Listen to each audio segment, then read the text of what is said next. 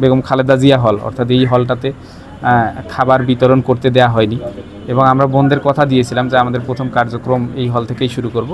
আমরা আমাদের ইশতেহারগুলো বাস্তবায়ন ইতোমধ্যে শুরু করার প্রয়াস হিসাবে আমরা প্রথম অধিবেশনের অপেক্ষায় না থেকে আমরা ফিল্টার প্রদান কার্যক্রম যেটা আমরা শুরু করতে চেয়েছিলাম প্রথমে, সেটা আজকেই শুরু করতেছি। এবং আপনারা জানেন ছাত্রী বোনদের হলের ক্ষেত্রে আমাদের বেগম খালেদা জিয়া হল, অর্থাৎ এই হলটাতে খাবার বিতরণ করতে দেয়া হয়নি এবং আমরা বোনদের কথা দিয়েছিলাম যে আমাদের প্রথম কার্যক্রম এই হল থেকেই শুরু করব। এজন্য আমরা বেগম খালেদা জিয়া হল থেকে ফিল্টার বিতরণ কার্যক্রম শুরু করলাম।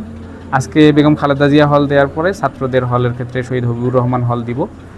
আমরা খুব দ্রুতই সবগুলো হলে ফিল্টার প্রদান কর্মসূচি বাস্তবায়ন করব ইনশাআল্লাহ। এটা আমাদের ইশতেহারের অংশ ছিল এবং শিক্ষার্থীদের আমরা কথা দিয়েছিলাম। আমরা আশা করি সকল ইশতেহার বাস্তবায়নে আমরা সর্বোচ্চ ভূমিকা পালন করব।